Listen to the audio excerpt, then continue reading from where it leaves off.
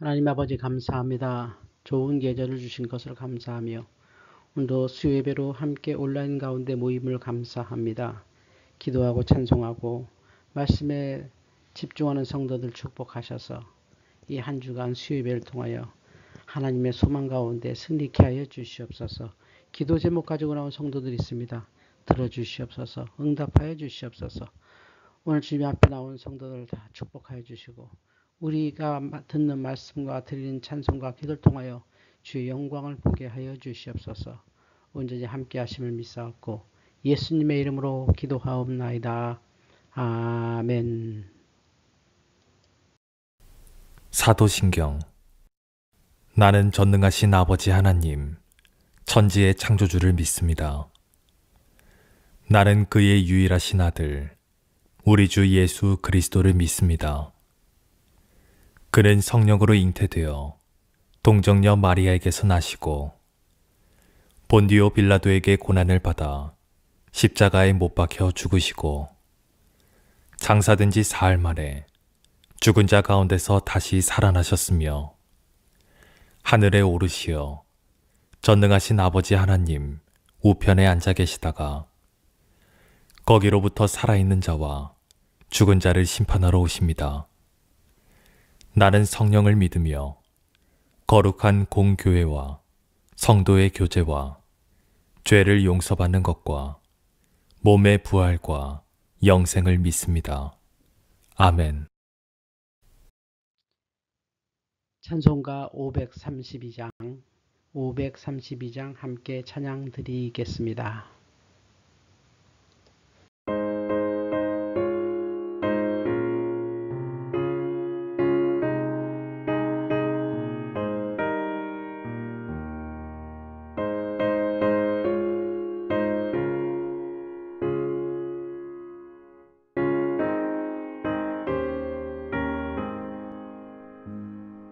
주께로 한 걸음씩 왜 가지 않느냐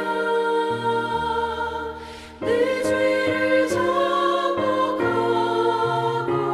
그 앞에 나가라 한 걸음씩 한 걸음씩 주께 나오라 주님께 아뢰이면 너 복을 받으리라 값없이 주는 은혜 너 거절 말아라 주께로 한 걸음씩 너 빨리 나가라 주께서 너를 맞아 내 죄를 사하리 한 걸음씩 한 걸음씩 주께 나오라 주님께 아뢰이면 너 복을 받으리라 값없이 주는 은혜 너 거절 말아라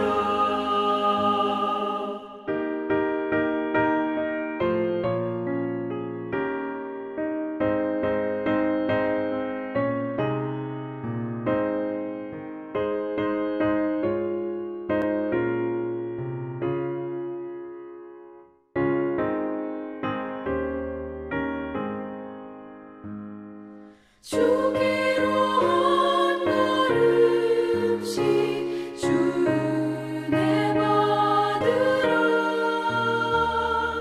기회를 잃지 말고 내 마음 정하라 한 걸음씩 한 걸음씩 주께 나오라 주님께 아뢰이면 너 복을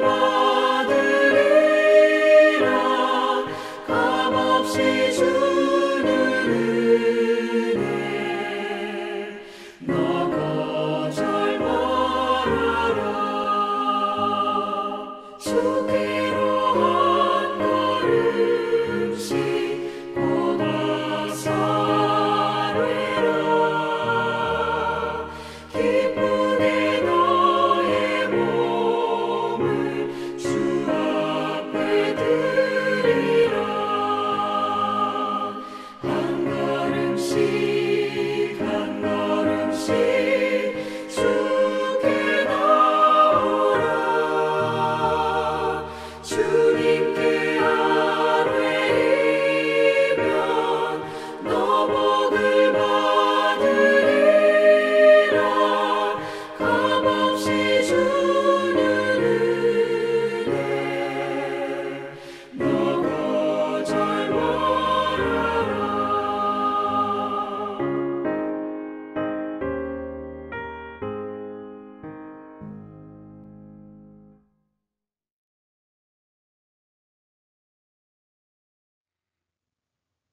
오늘 주신 말씀은 요한일서 2장 12절에서 29절 말씀입니다. 신약성경 요한일서 2장 12절에서 29절입니다. 이 말씀은 하나님께서 우리에게 주신 말씀입니다. 자녀들아, 내가 너희에게 쓰는 것은 너희 죄가 그의 이름으로 말미암아 사함을 받았으며, 아비들아, 내가 너희에게 쓰는 것은 너희가 태초부터 계신 이를 알았으며, 청년들아, 내가 너희에게 쓰는 것은 너희가 악한 자를 이기었음이라. 아이들아, 내가 너희에게 쓴 것은 너희가 아버지를 알았으며, 아비들아, 내가 너희에게 쓴 것은 너희가 태초부터 계신 이를 알았으며, 청년들아, 내가 너희에게 쓴 것은 너희가 강하고 하나님의 말씀이 너희 안에 거하시며 너희가 흉악한 자를 이기었음이라. 이 세상이나 세상에 있는 것들을 사랑하지 말라. 누구든지 세상을 사랑하면 아버지의 사랑이 그 안에 있지 아니하니, 이는 세상에 있는 모든 것이 육신의 정욕과 안목의 정욕과 이생의 자랑이니 다 아버지께로부터 온 것이 아니요 세상으로부터 온 것이라. 이 세상도 그 정욕도 지나가되 오직 하나님의 뜻을 행하는 자는 영원히 거하느니라. 아이들아, 지금은 마지막 때라. 적그리스도가 오리라는 말을 너희가 들은 것과 같이 지금도 많은 적그리스도가 일어났으니 그러므로 우리가 마지막 때인 줄 아노라. 그들이 우리에게서 나갔으나 우리에게 속하지 아니하였나니 만일 우리에게 속하였더라면 우리와 함께 거하였으려니와 그들이 나간 것은 다 우리에게 속하지 아니함을 나타내려 함이라. 너희는 거룩하신 자에게서 기름을 부음을 받고 모든 것을 아느니라. 내가 너희에게 쓰는 것은 너희가 진리를 알지 못하기 때문이 아니라 알기 때문이요 또 모든 거짓은 진리에서 나지 않기 때문이라. 거짓말하는 자가 누구냐? 예수께서 그리스도이심을 부인하는 자가 아니냐? 아버지와 아들을 부인하는 그가 적그리스도니 아들을 부인하는 자에게는 또한 아버지가 없으되 아들을 시인하는 자에게는 아버지도 있느니라. 너희는 처음부터 들은 것을 너희 안에 거하게 하라. 처음부터 들은 것이 너희 안에 거하면 너희가 아들과 아버지 안에 거하리라. 그가 우리에게 약속하신 것은 이것이니 곧 영원한 생명이니라. 너희를 미혹하는 자들에 관하여 내가 이것을 너희에게 써노라. 너희는 주께 받은 바 기름 부음이 너희 안에 거하나니 아무도 너희를 가르칠 필요가 없고 오직 그의 기름 부음이 모든 것을 너희에게 가르치며 또 참되고 거짓이 없으니 너희를 가르치신 그대로 주 안에 거하라. 자녀들아, 이제 그의 안에 거하라. 이는 주께서 나타내신 바 되면 그가 강림하실 때에 우리로 담대함을 얻어 그 앞에서 부끄럽지 않게 하려 함이라. 너희가 그가 의로우신 줄을 알면 의를 행하는 자마다 그에게서 난 줄을 알리라. 아멘. 오늘 하나님 말씀은 요한 2서 1장 1절부터 13절까지 말씀입니다. 초대교회는 어떻게 자녀를 제자화했는가 생각해 보았습니다. 코로나 이후 한국교회의 20대, 30대, 40대가 사라지고 있다는 우려가 있습니다. 목사들이 어쩔 줄 몰라 하고 있습니다. 열방을 제자화하다가 자녀를 제자화하지 못했다는 탄식의 목소리가 들립니다. 이스라엘 민족은 예수님을 믿지는 않았지만 자녀들에게 구약성경, 토라 전승을 전해주었지요. 현대교회는 예수님을 믿고도 자녀를 제자화하는데 실패했습니다. 어찌된 일일까요? 여기저기서 자녀가 교회를 다니지 않는 중장년 성도들의 한숨이 들립니다. 어쩌다가 이렇게 되었을까요? 오늘 성경 말씀을 보면 초대교회는 자녀 제자화에 실패하지 않았던 것 같습니다. 장로 요한이 그가 아는 한 부녀에게 편지했습니다. 요한이서 1장 1절입니다. 장로인 나는 택하심을 받은 부녀와 그의 자녀들에게 편지하노니 내가 참으로 사랑하는 자요. 장로 요한의 사랑을 받은 부녀가 누구일까요? 장로 요한은 자녀를 잘 가르쳤다고 어머니를 칭찬했습니다. 요한이서 1장 4절입니다. 너의 자녀들 중에 우리가 아버지께 받은 계명대로 진리를 행하는 자를 내가 보니 심히 기쁘도다. 어찌 된 일일까요? 고대 시대에는 귀족들만 교육을 받았습니다. 평민들은 문자를 몰랐습니다. 역사가들은 당시 로마 제국에서 5% 이하가 문자를 알았을 것으로 추정합니다.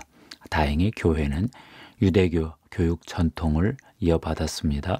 유대인들은 주전 BC 2세기부터 유대인 소년과 소녀들에게 글을 가르쳤습니다. 율법을 지키게 하기 위해서였지요. 아버지가 가정에서 자녀를 가르쳤고 아버지가 없는 고아는 학교에서 가르쳤습니다. 인류 역사상 최초의 보통 보편 교육이었지요. 초대교회는 유대교 영향으로 당연히 글을 읽는 문화를 존중했습니다. 글을 모르면 성경을 들어서 암송하게 했습니다. 그들을 위해 성경을 읽어주는 독경사라는 직분이 있었지요. 초대교회 전통에서 특별히 여성 성도들이 자녀 신앙교육에서 큰 역할을 담당했습니다. 초기 교회 연구서들을 보면 초대교회는 여성이 주도적으로 활약한 교회였지요. 사도들은 장로들은 남자였으나 교회를 구성하고 봉사하는 계층은 대부분 여성이었습니다. 이들이 전도하고 구제하고 봉사했습니다. 이들이 교인을 돌보고 자녀를 교육했습니다. 오늘날도 이런 경향은 여전하지요. 오늘 장로 요한도 그가 잘 아는 한 어머니가 자녀를 예수 그리스도의 제자로 기르는 것을 발견하고 정말 기뻐했습니다. 자녀들이 말씀의 진리 안에서 사는 것을 보고 너무 기뻐했습니다. 너의 자녀들 중에 우리가 아버지께 받은 계명대로 진리를 행하는 자를 내가 보니 심히 기쁘도다. 장로는 정말 기뻤던 것 같습니다. 왜요? 신앙이 대대로 이어지기 때문이겠지요. 부녀는 자녀를 왜 제자화했습니까? 자녀에게 말씀을 가르치는 전통을 이어받았기 때문입니다. 초대교회는 구약 성경을 가지고 있었습니다. 아직 신약 성경은 다 기록되지도 않았고 모아지지도 않았습니다. 그래서 예수 그리스도가 구약의 약속과 예언을 성취했다는 관점으로 구약을 읽었습니다. 구약에서 가장 유명한 구절이 있습니다. 바로 들으라는 의미의 쉐마입니다. 신명기 6장 4절 9절입니다. 이스라엘아 들으라. 우리 하나님 여호와는 오직 유일한 여호와이시니 너는 마음을 다하고 뜻을 다하고 힘을 다하여 내 하나님 여호와를 사랑하라. 오늘 내가 네게 명하는 이 말씀을 너는 마음에 새기고 네 자녀에게 부지런히 가르치며 집에 앉았을 때든지 길을 갈 때든지 누워 있을 때든지 일어날 때든지 이 말씀을 강론할 것이며 너는 또 그것을 내 손목에 메어 기호를 삼으며 내게 미간에 붙여 표로 삼고 또 내 집 문설주와 바깥 문에 기록할지니라. 초대교회는 또한 예수님의 교육 전통을 갖고 있었습니다. 예수님은 우리를 죄에서 구원한 구원자이기도 하시지만 동시에 위대한 교육가이셨습니다. 당시 유대인이 예수님을 랍비라고 불렀지요. 선생, 스승이라는 의미입니다. 예수님은 어떤 교육 철학을 갖고 있었을까요? 김요셉 목사님이 있습니다. 김장환 목사님과 트루디 사모님의 장남으로 태어나셨지요.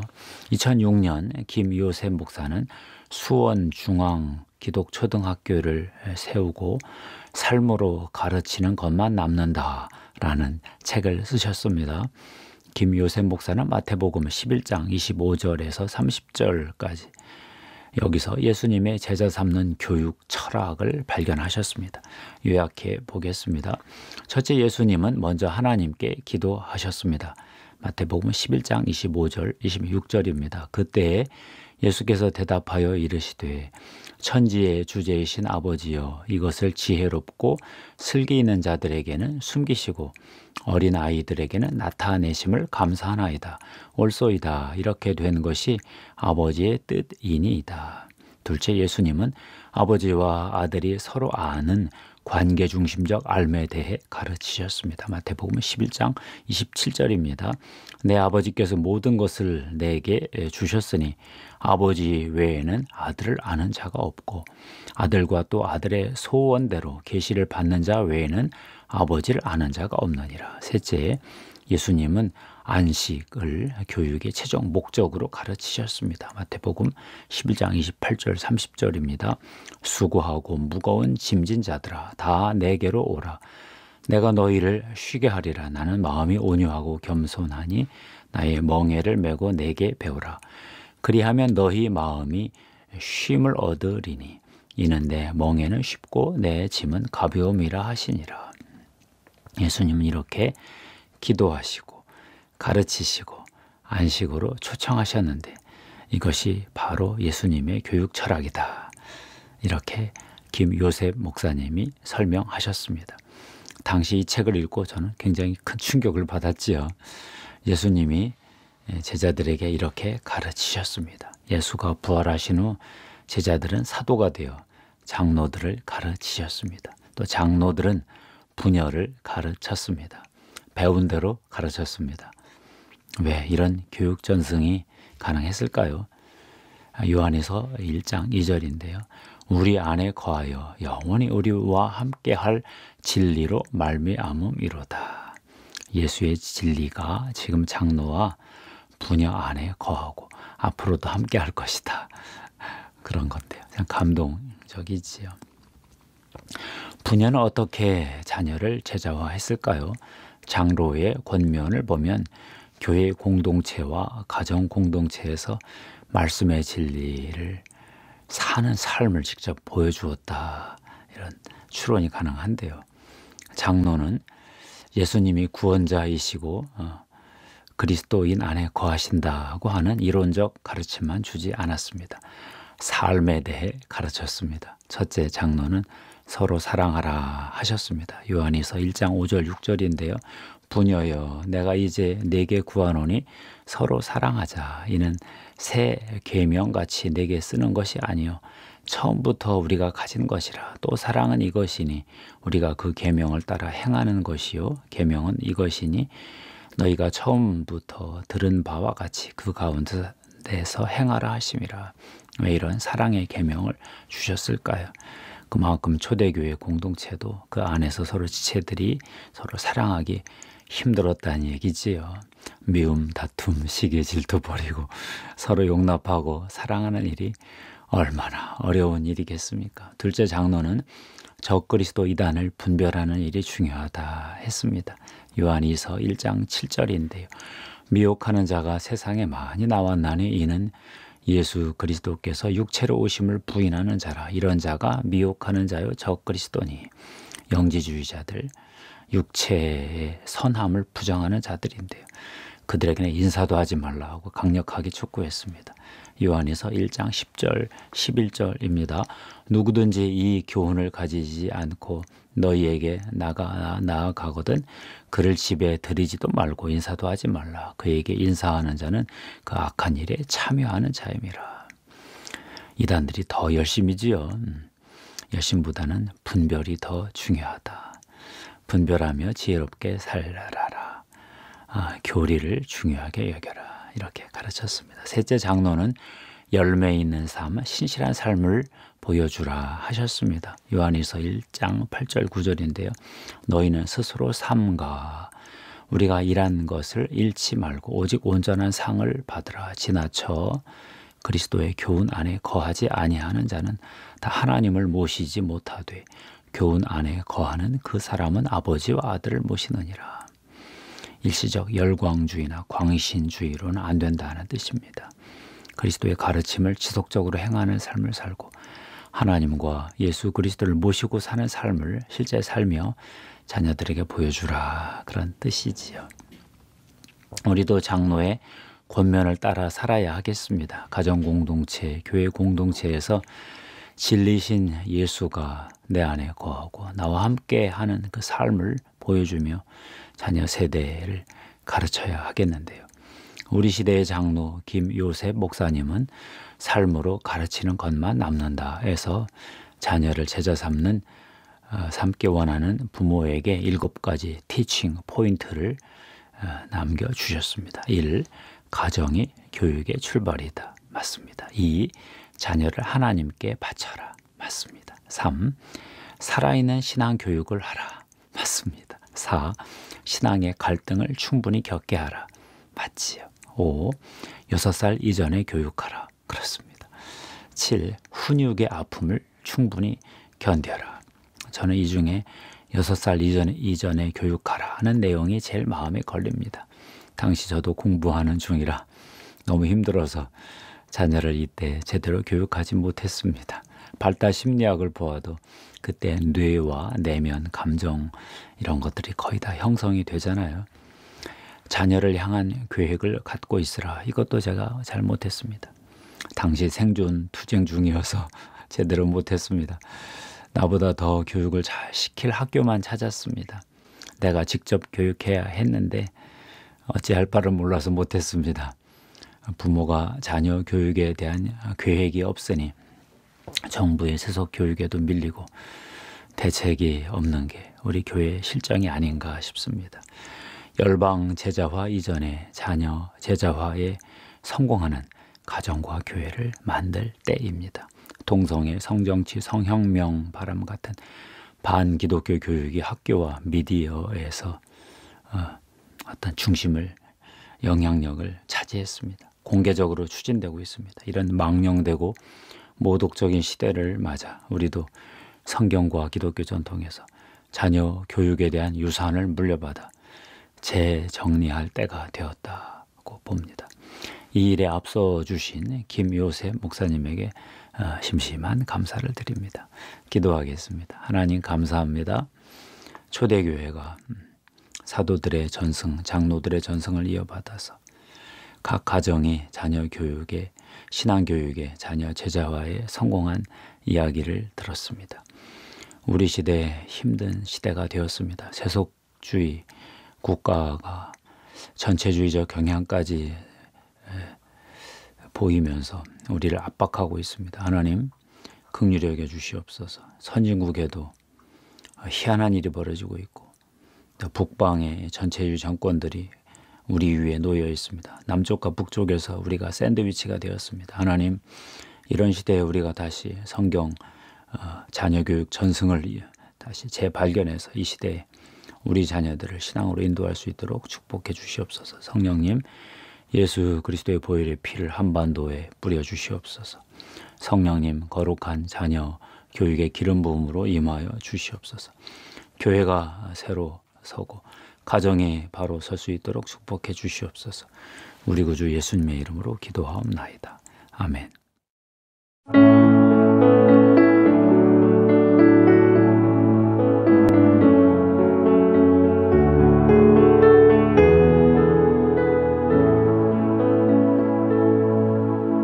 너의 하나님 여호와가 너의 가운데 계시니 그는 구원을 베푸실 전능자시라.